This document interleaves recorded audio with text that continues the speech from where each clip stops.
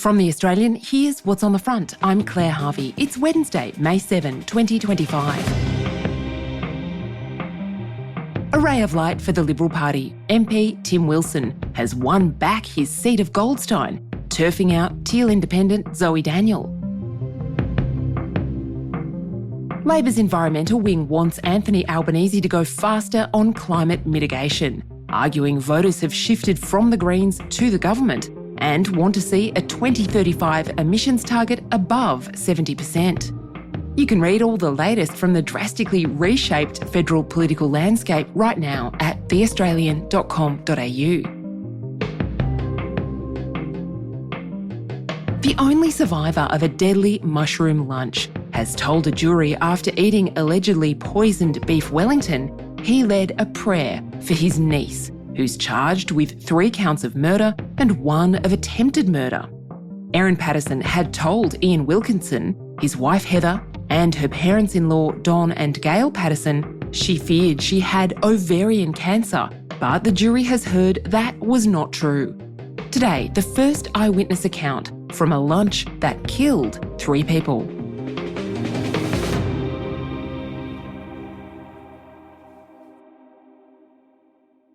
Ian Wilkinson is an old man. He came into court wearing a vest and a collared shirt. He had a pin on his lapel, which was a fish, the symbol of Jesus Christ.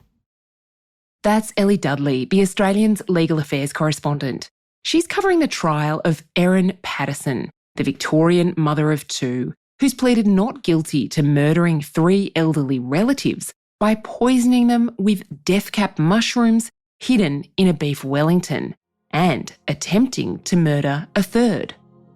That 3rd guest is Ian Wilkinson, a Baptist pastor and the only surviving guest from that July 2023 mushroom lunch at Erin Patterson's house in Leongatha in country Victoria. On Tuesday, Ian Wilkinson stepped into the witness box in the Victorian Supreme Court, sitting at the Latrobe Valley Law Courts in Morwell.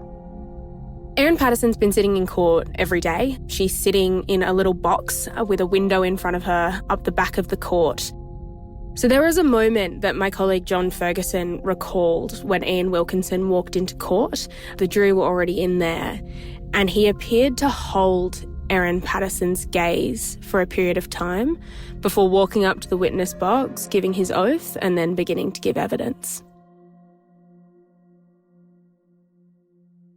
Ian Wilkinson, now 71, is related to Erin Patterson by marriage through his late wife, Heather.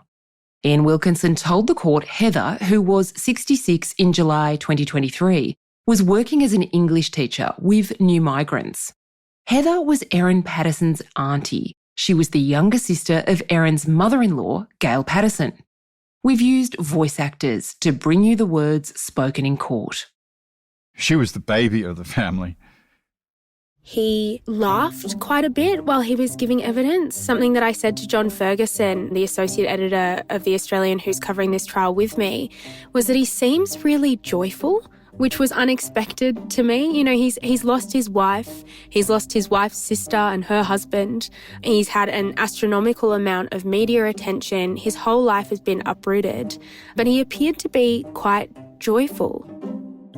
He's frail to an extent, but perhaps not as frail as you would expect him to be as somebody who spent well over a month in hospital after being allegedly poisoned with death cap mushrooms. He just appears to be a gentle old man. Ian Wilkinson and Erin Patterson had been related for several decades. He remembered on only 2 previous occasions visiting Erin at home, but never stepping inside. We were outside the house and in the driveway, I suppose you'd call it, and we spoke there. We spoke to Erin on the doorstep. Prosecutor Jane Warren's words are read by a voice actor. How would you describe Erin as a person? Well, just seemed like a normal person to me, you know. When we met, things were friendly. We never had arguments or disputes, she just seemed like an ordinary person. I don't know how to describe it. Our relationship was friendly, amicable. It didn't have much depth. We were more like acquaintances. We didn't see a great deal of each other. When, in July 2023, Erin Patterson invited the Wilkinsons and her parents-in-law, Don and Gail Patterson, to lunch at her new home in Leongatha, Ian Wilkinson remembered his wife being thrilled. Heather came through. I was still in the main body of the church. She came through from the hall and told me we'd been invited to Erin's home for a meal. She was fairly excited and she said, "That's good news," sort of thing. There was no reason given for the lunch, and I remember talking to Heather, wondering why suddenly the invitation. How did you feel about the invitation? We were happy to be invited, yeah. Seemed like maybe our relationship with Erin was going to improve. When they arrived carrying a fruit platter, Heather Wilkinson was keen to investigate Erin Patterson's pantry. Her husband said Heather was keen to have a pantry of her own at home and interested in ideas. She and Gail Patterson started moving towards the pantry, Ian Wilkinson told the jury. Heather was calling out to me, "Come and look at the pantry." I'd noticed that Erin was very reluctant about the visit to the pantry and had not yet started following them. I thought that maybe the pantry's a mess, it's going to be an embarrassment, so I wouldn't add to the embarrassment by joining the pantry. They went to look at the pantry and Erin followed them in, and they stood in there for some time talking about the pantry. Heather called out to me, "Come in here and have a look." I thought I'd be polite and just stayed where we were, standing, talking with Don. He said as Erin mashed potatoes and put the food on the plates on the kitchen bench, both Heather and Gail offered to help. The offer was rejected and Erin plated. There was mashed potatoes, green beans and a beef Wellington. The beef Wellington, did you see where that came from before it was plated? No, I didn't. Each person had an individual serve. It was very much like a pasty. If you imagine a pasty being put on a plate, it was a pastry case, and when we cut into it, there was steak and mushrooms. There were 4 large grey dinner plates and 1 smaller plate, a different colour. It was a orangey tan sort of colour. Once the food was plated, how were those plates distributed? Well, the plates were distributed by 3 different people. Gail picked up 2 of the grey plates and put them on the table. Heather picked up 2 of the grey plates and put them on the table. And Erin picked up the odd plate and carried it to the table. She took it to her place at the table. They said grace and began eating. Ian Wilkinson said he and Heather both ate their entire meal, while Gail ate half her beef Wellington. Don Patterson ate his entire meal, and he also ate the half of the beef Wellington that his wife Gail didn't finish. And there was some banter or teasing about that? Yeah, that's why I remember. There was talk about husbands helping their wives out by eating extra food. Heather mentioned, we should have shared a beef Wellington because she thought the meal was a bit on the large side for her. So that's the reason I remember who ate what. They shared a cake and some fruit. And that's when, according to Ian Wilkinson, Erin Patterson revealed she had cancer. He thinks he recalls her saying it was ovarian cancer.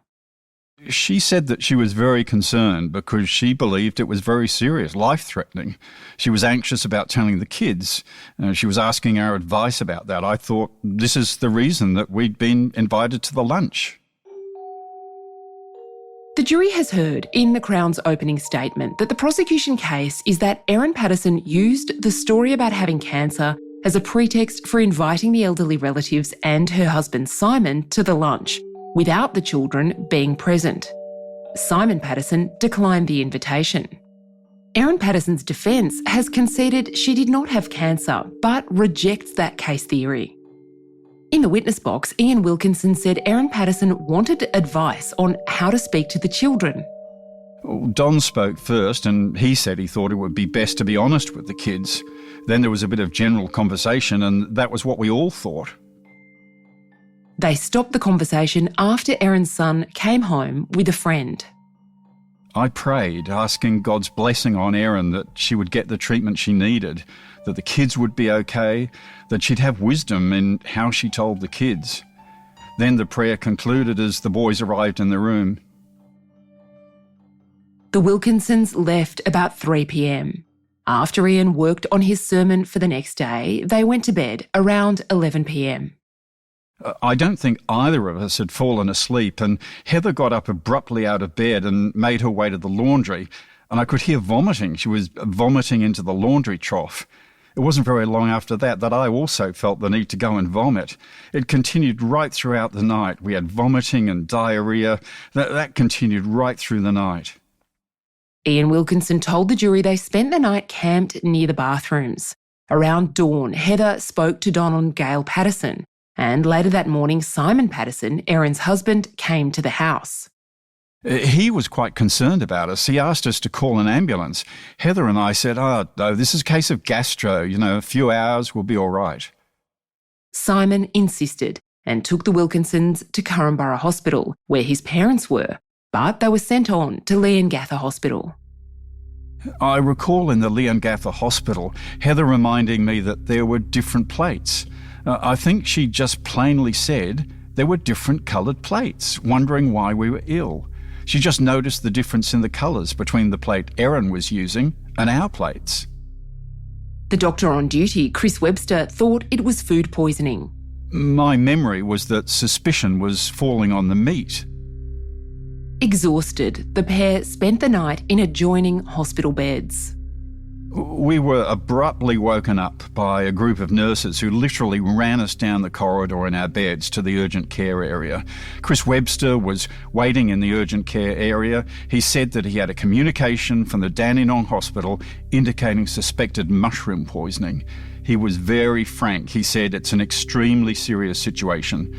He said there is a time-critical treatment available, and he was very concerned that we be transported quickly to Dandenong. They were sedated, intubated and taken to the Austin Hospital in Melbourne to be treated for amanita poisoning, death cap mushrooms. After a fortnight in hospital, Ian Wilkinson was discharged to rehab, where he spent several weeks. By the time he returned home, his wife was dead, along with Don and Gail Patterson.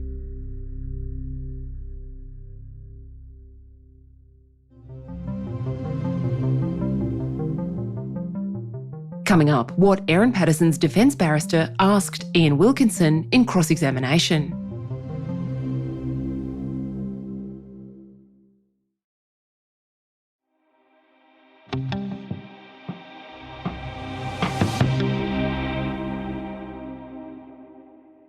In cross-examination, Erin Patterson's barrister, Colin Mandy SC, probed numerous parts of Ian Wilkinson's evidence. Erin Patterson's defence, outlined by Mandy in his opening address to the jury, is that the fatal lunch was a tragedy and a terrible accident. Colin Mandy wanted to know if Erin Patterson came to Ian Wilkinson's church services more frequently than he had previously indicated. Wilkinson said yes, sometimes she came fortnightly instead of monthly. Mandy asked Wilkinson to agree that sometimes his wife Heather would drop around and see Erin and drop in some sweet treats for the kids. She did drop around some food. Mandy wanted to know if Erin had been helpful with live streaming Ian's church services during COVID. He agreed. Mandy also wanted to know if Ian Wilkinson had changed his story since first speaking to the police.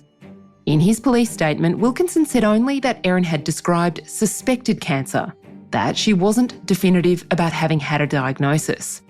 Mandy probed this distinction. Wilkinson said he was now confident Erin Patterson said she definitely did have cancer.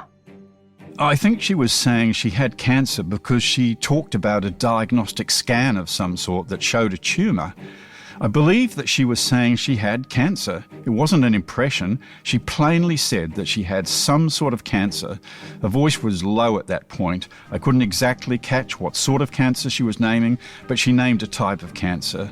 She went on to speak about the scan and that this was a serious situation, a situation that made her afraid for the future of her kids.